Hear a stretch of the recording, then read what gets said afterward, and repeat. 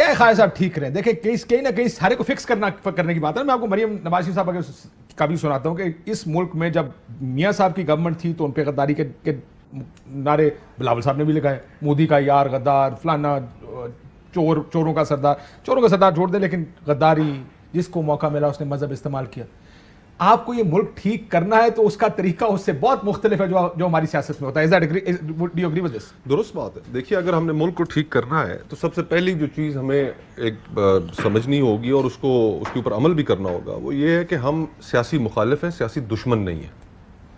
سیاسی مخالفت میں ہمیں وہ باتیں اور وہ لب و لہجہ نہیں اختیار کرنا چاہیے, ایک دوسرے کے اوپر غداری اور کفر کے الزامات نہیں لگانے چاہیے, کیونکہ یہ ہمارے ملک میں ایک بڑی لمبی پرانی تاریخ ہے. یعنی کہ آپ دیکھیں کہ جس وقت پاکستان بن رہا تھا اس وقت قائد اعظم محمد علی جناح کے اوپر لوگوں نے کفر کے فتوے لگا دیے مذہبی طبقے نے. پھر ہماری تاریخ میں محترمہ فاطمہ جناح, ان کی بہن بانی پاکستان کی بہن, ان کو ایک ڈکٹیٹر کی جانب سے غدار قرار دے دیا گیا. تحریک پاکستان کے کارکنان حسین شہید سہروردی صاحب جیسے ہیں ان کو غدار قرار دے دیا گیا. پھر بھٹو صاحب جنہوں نے جن کا آج آپ نے دکھایا, گنڈاپور صاحب کافی اپنی تقریر میں کچھ چیزیں کہہ رہے تھے, غالباً شاید کی بوتل کا اثر ہو یا کچھ اس طرح. تو جس شخص نے آئین دیا, ایٹمی پروگرام دیا, جس نے کشمیر کے لیے کہا کہ ہم 1000 سال جنگ لڑیں گے, اس کو غدار کہنا. اسی طرح شہید بی بی کو سیکیورٹی رسک, آج کل عمران خان صاحب سیکیورٹی رسک کے بارے میں یہ بلاول صاحب بھی یہ کہہ چکے ہیں. اگر آپ کہیں تو میں سنا دیتا ہوں. بلاول صاحب بھی کہتے ہیں, گزارش نون کی طرف سے بھی آیا, ڈو وی ناٹ لرن.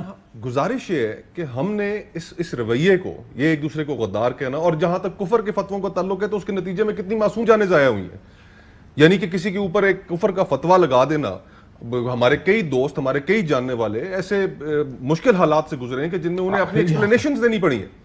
تو میں مسلمان, میں بھی گزرے ہیں, آپ بھی گزرے ہیں, میں کہنا بھی چاہ رہا تھا بیٹھ کے کہنا پڑا نہیں جی میرا مکمل اعتبار, حالانکہ میرا اعتبار ہے, میرا یقین چیزوں پر ہے, لیکن آپ جس طریقے سے ان کو استعمال کرتے ہیں وہ اصل پرابلم بن جاتی ہے. تو اگر ہم نے دیکھیں اب ہماری آبادی 22 کروڑ اس ملک کی آبادی ہے, اور اگلے 10-15 سال میں یہ آبادی بڑھتے بڑھتے کہاں, اس ملک کو اگر ہم نے گورن کرنا ہے, مینیجبل بنانا ہے, تو اس کے لیے ہمیں یہ رویے چھوڑنے ہوں گے. پولیٹیکل ٹاکسیکیشن والے ماحول ہم بنا دیتے ہیں. ٹاکسیسٹی آتی کیوں؟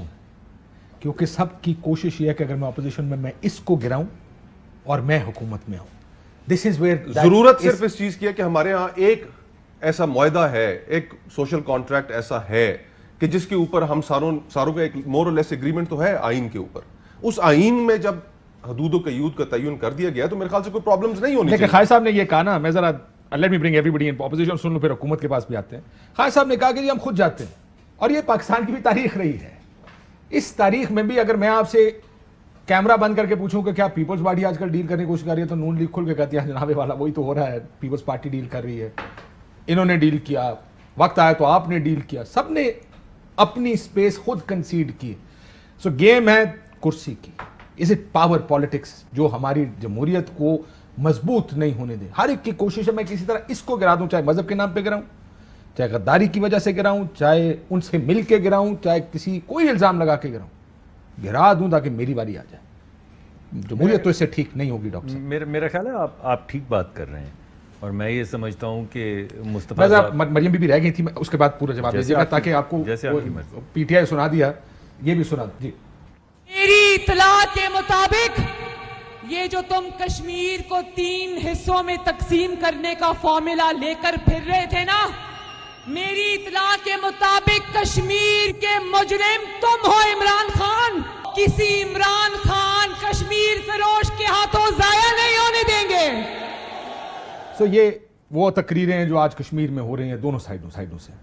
Anyways, come back to the first question I asked. جی میں سمجھتا ہوں جی مصطفیٰ نے جو بات کی ہے اسی کو میں آگے بڑھاؤں گا.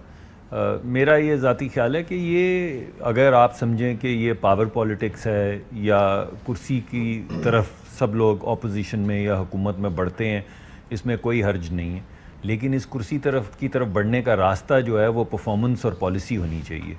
اس کرسی کی طرف بڑھنے کا راستہ جو ہے وہ سخت کلامی یا ایسی زبان جو انسان زیادہ تر معیوب سمجھتا ہے اپنے بچوں کے سامنے بولنا, میرے خیال میں وہ مناسب راستہ نہیں ہے.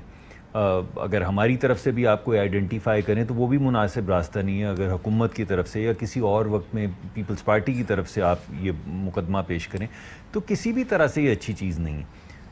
اگر آپ کسی چیز سے ڈس ایگری کرتے ہیں, مثلا ہمارا کشمیر پالیسی پہ تھوڑا سا اختلاف تھا, میں ایک میٹنگ میں موجود تھا جہاں پہ جب پہلی مرتبہ یہ کشمیر والا معاملہ اٹھایا گیا تو ہمیں یہ کہا گیا کہ آپ یہ ریزولوشن کے اندر سے جو انہوں نے سسپینڈ کی ہے کشمیر کی جو ایک اسپیشل سٹیٹس کی شک, اس کا ذکر نہ کریں. جو آپس میں لڑائی جھگڑا ہو رہا ہے بارڈر پہ اس کا ذکر کر دیں. تو ہمیں اس سے اختلاف تھا حکومت کی اس بات سے. اس طرح جو بھی معاملہ مسئلہ کشمیر نہیں, مسئلہ لارجر پکچر کی بات, تو لارجر پکچر کی بات کر رہے تھے نا. دیکھیے آج اب ہم بے شمار چیزیں ہیں جن کے اندر ہم کمیٹیز کے اندر جب بیٹھتے ہیں تو ہم پالیسی کے اوپر بڑی تفصیل سے بات کرتے ہیں. آج بھی ہم لا اینڈ جسٹس کی ایک کمیٹی پہ کیا ہوتا ہے, جلسوں میں کیا ہوتا ہے. دیکھیں کسی حد تک اگر آپ سیاسی گفتگو بھی کریں, ذرا جوش و جذبے والی گفتگو بھی کریں. نہیں دیکھیں, جوش و جذبے کی گفتگو میں اور بد کلامی میں یا سخت کلامی میں تھوڑا سا فرق ہے. اور میں یہ سمجھتا ہوں کہ وہ گفتگو جو آپ اپنی بیٹی کے سامنے نہ کر سکیں اس سے آپ کو اجتناب کرنا چاہیے. اگر آپ سخت کلامی کرنا بھی تھوڑی سی جوشیلی بات کرنا چاہیں, جو کہ کمیٹی کا فورم نہیں ہوتا کہ وہاں پہ بیٹھ کے جوشیلی باتیں کی جائیں. آپ کمیٹی سے جو بھی چیزیں ایکسٹریکٹ کرتے ہیں, اپنی سیاست سے فلور سے جو بھی چیزیں ایکسٹریکٹ کرتے ہیں, وہ آپ ایک جوشیلے انداز میں لوگوں کے سامنے لے کے جاتے ہیں اور ان کو بتاتے ہیں یہ ہے میرا مقدمہ اور اس وجہ سے میں اس سے ڈس ایگری کر رہا ہوں. لیکن یہ بات کرنے کے لیے بد کلامی کی ضرورت نہیں ہے, کسی کو غدار قرار دینے کی ضرورت نہیں ہے, کسی کو کافر قرار دینے کی ضرورت نہیں ہے. بے شمار سیاسی رہنما ہیں جن کو گولیاں لگ چکی ہیں اسی طرح, اور ایک نے کسی کو کہہ دیا غدار, کسی نے کہہ دیا یہ کافر گستاخ ہے. تو میرا نقطہ یہ ہے کہ سیاست کے اندر آپ یہ چاہیں کہ سیاست میں سے سیاست نکال دی جائے تو بالکل نہیں نکلنی چاہیے. سیاست کے اندر قسم کی ہونی چاہیے, اصل آرگومنٹ یہ ہے نا, سیاست میں سے جوش نکال دیا جائے یہ بھی کوئی نہیں کہہ رہا, نہیں ہونا چاہیے. سیاست میں بد کلامی قطعاً نہیں ہونی چاہیے, قطعاً نہیں ہونی چاہیے. What do you think? اہم ترین خبریں اب ایک کلک کی دوری پر. آپ کے پسندیدہ ٹاک شوز ہوں یا اہم ملکی یا غیر ملکی شخصیات کی نیوز کانفرنسز, ہر لمحہ باخبر رہنے کے لیے سبسکرائب کریں ہمارا YouTube چینل.